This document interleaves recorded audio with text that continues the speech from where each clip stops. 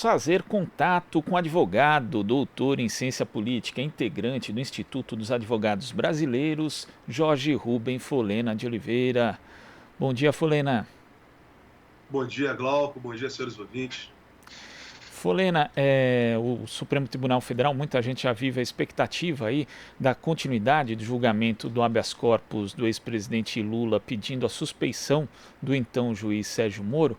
E ontem uma reportagem do jornal Valor Econômico dizia que, na hipótese do STF aceitar o argumento da defesa do ex-presidente Lula, outros condenados na Lava Jato poderiam solicitar a extensão do benefício, provocando o que eles dizem um efeito cascata.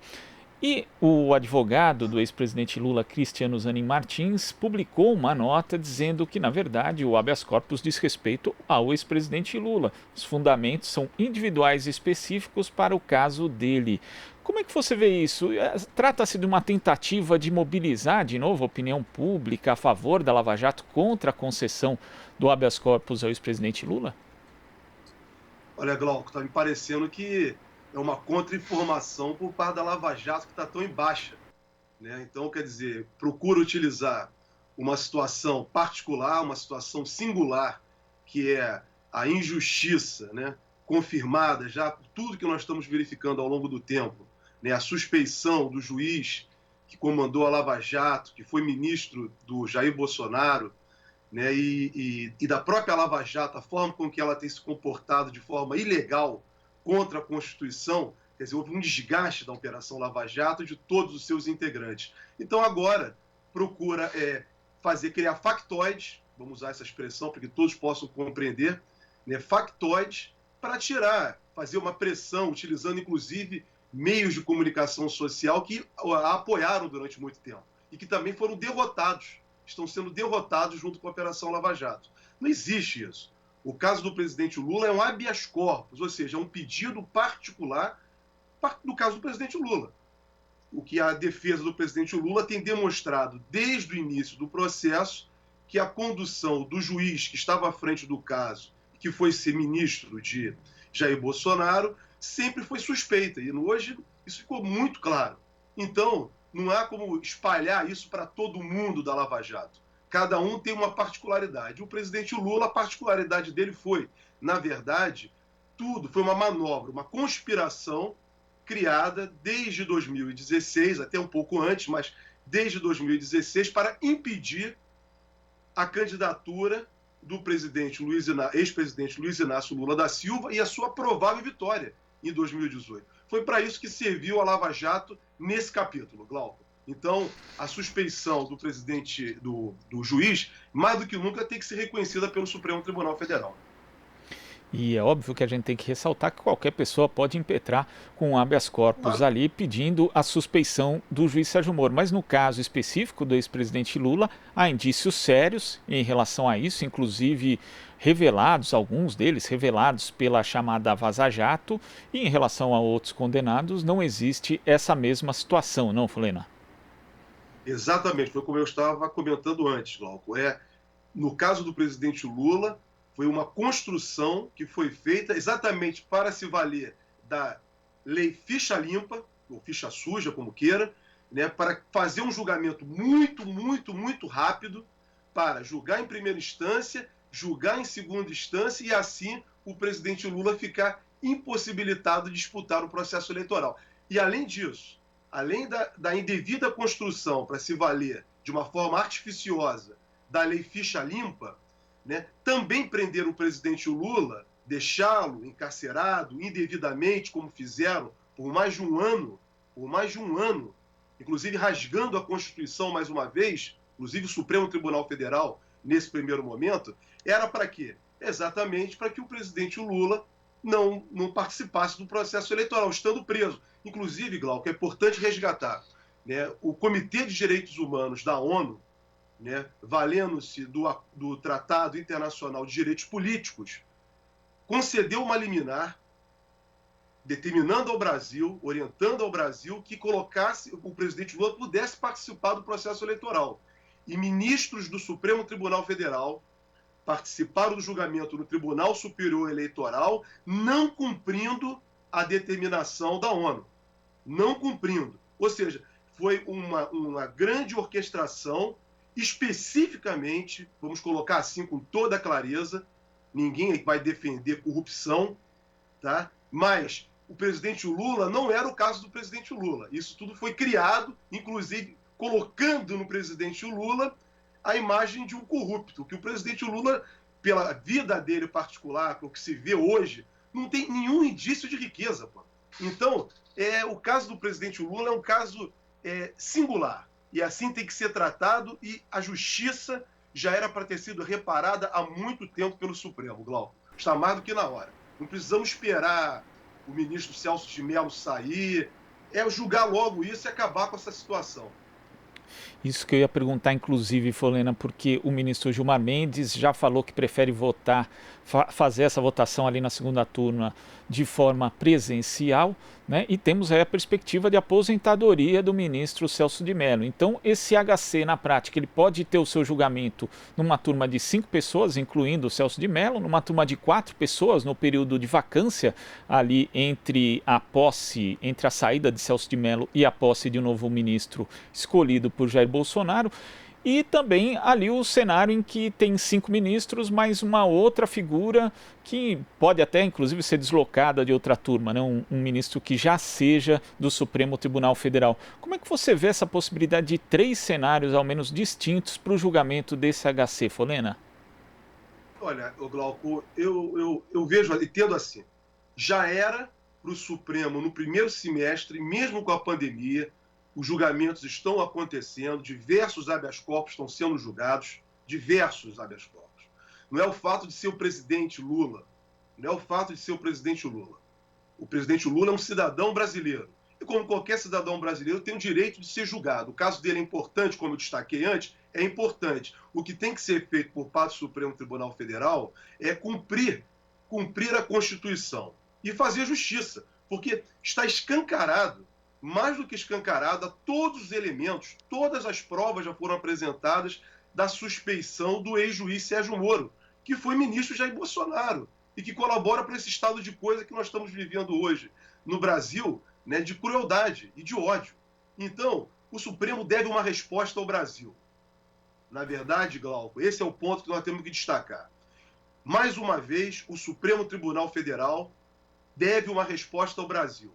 Se nós tivemos o indevido impeachment da presidenta Dilma, quem traçou o roteiro foi o Supremo Tribunal Federal. Ele foi responsável.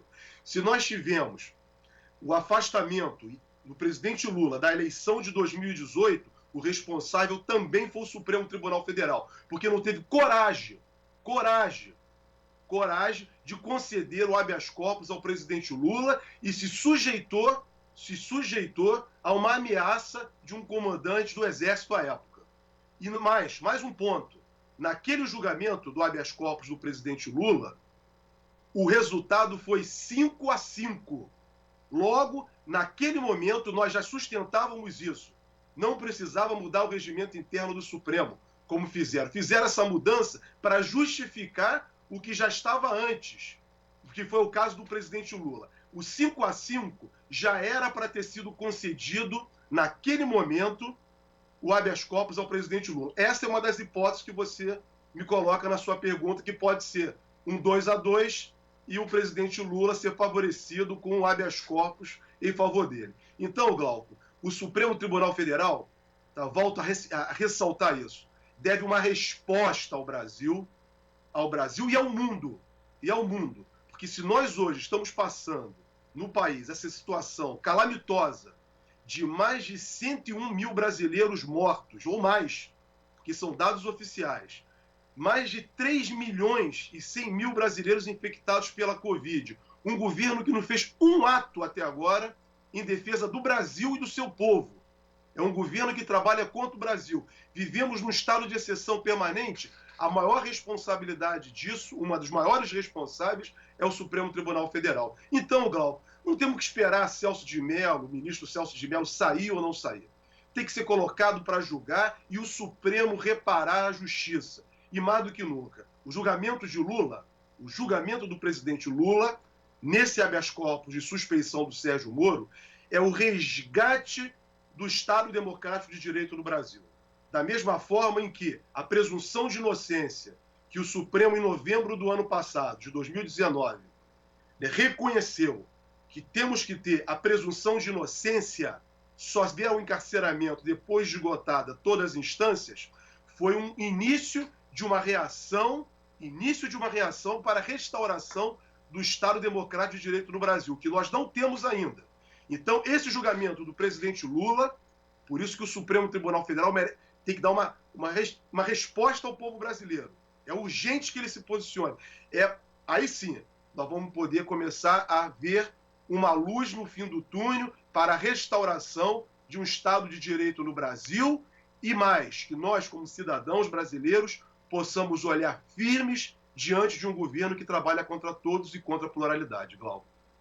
Folena, agora sobre a suspeição do juiz, né, para as pessoas poderem entender melhor, eu queria que você falasse a respeito do papel justamente do magistrado num processo penal como esse do ex-presidente Lula, porque muita gente pode entender que na verdade essa interferência vai se dar só na sentença, mas na verdade o juiz ele tem interferência no processo todo, inclusive depois do processo ali concluído, pode prejudicar a reanálise por parte de instâncias superiores. Claro, e vamos então a questão primeira que você levanta, a questão da suspeição, para que os nossos internautas, nossos telespectadores e ouvintes possam exatamente compreender. O juiz tem que ter o papel de imparcialidade. Ele não pode tomar partido para nenhum lado. O papel de um magistrado é ouvir as partes, tanto a acusação quanto a defesa, observar as provas apresentadas. As provas são apresentadas para o juiz. E no caso de um processo criminal, não é a defesa que tem que fazer a prova. Quem tem que fazer a prova é a acusação. No caso, o Ministério Público Federal da Lava Jato de Curitiba.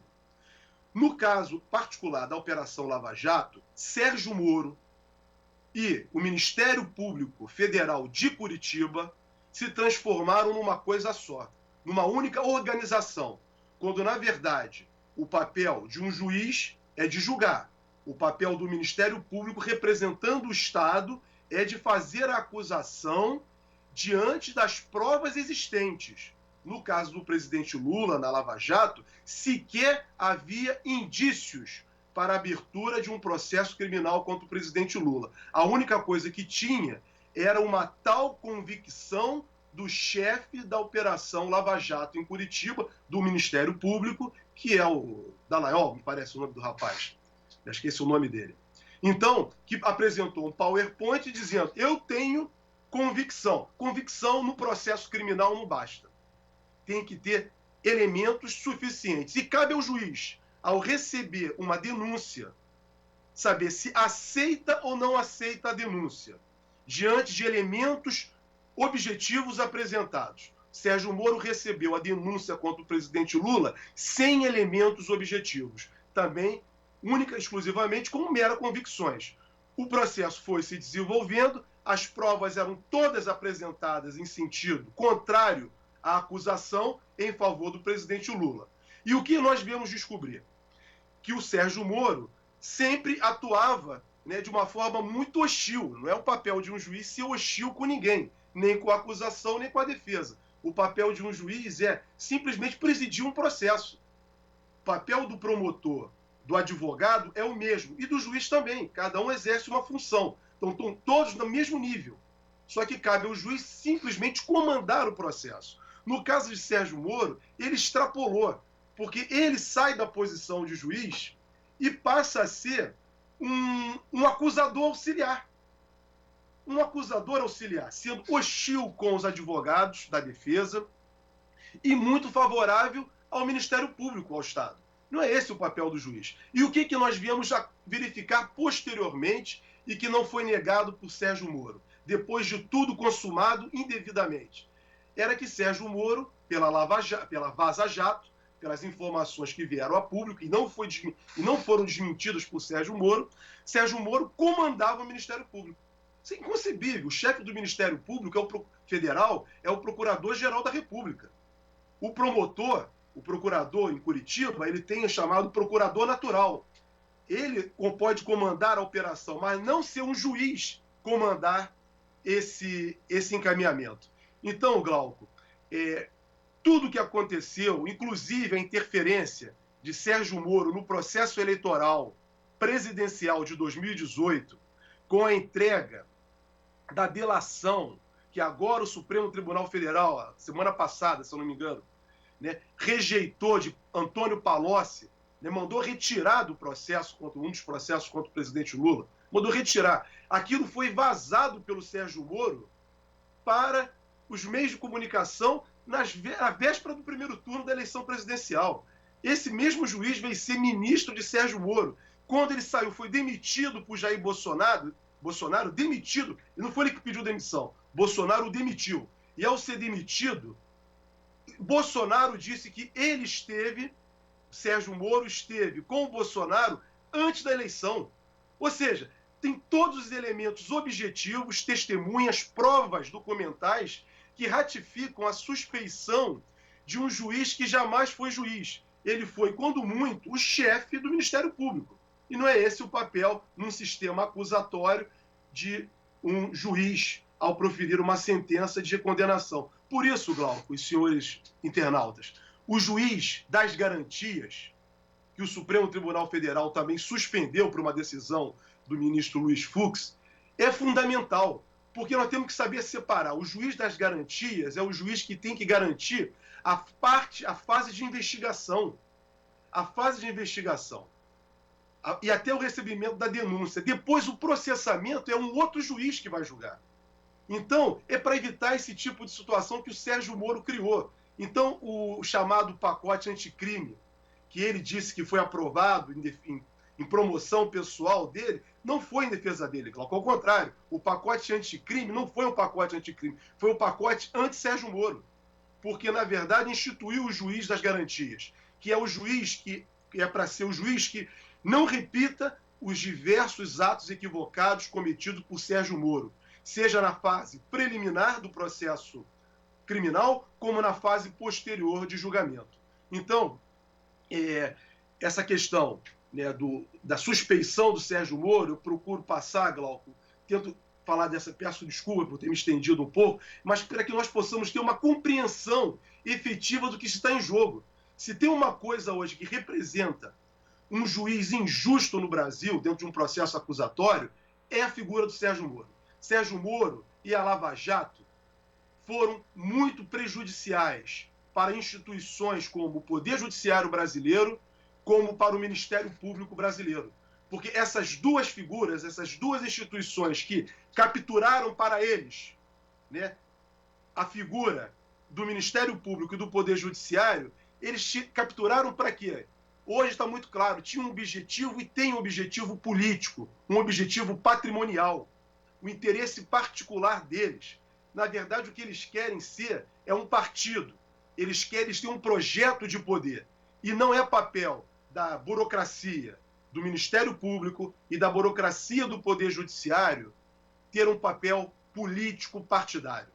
Não é esse. Todos nós temos o direito de termos as nossas convicções, mas quando estamos exercendo nossos ofícios, temos que deixar de lado as nossas convicções e trabalhar de uma forma correta. O que, de fato, a Operação Lava Jato e o Poder Judiciário, a 13ª Vara Criminal, vamos colocar assim, federal, de Curitiba, na atuação do caso da Lava Jato, em particular, vamos colocar também assim, no processamento do presidente Lula, se revelou algo totalmente prejudicial e maléfico para o Brasil e violentando todos os princípios que a Constituição brasileira de 88 procura consagrar. Então, o momento do Brasil, nós temos que revisitar o Brasil, não só porque a Lava Jato, Sérgio Moro, e mais, eu diria assim, que os meios de comunicação social é que geraram esse governo que está hoje à frente do Brasil. Um governo desumano, um governo que trabalha contra o povo, um governo que só prega o ódio, também contra a Constituição. Então, nesse momento posterior, muito em breve, nós vamos ter que repassar o Brasil, né, repensando essas instituições, inclusive como impedir que governos fascistas, governos que trabalham contra o povo e pregam o ódio, vá adiante, Glauco. Tá certo, Folena. Queria agradecer sua participação aqui no Jornal Brasil Atual e até a próxima. Bom dia, Glauco. Uma boa semana para todos na medida do possível. Bom dia. Conversamos aqui com o advogado, doutor em ciência política, integrante do Instituto dos Advogados Brasileiros, Jorge Rubem Folena de Oliveira. Você está ouvindo Jornal Brasil Atual. As notícias que os outros não dão.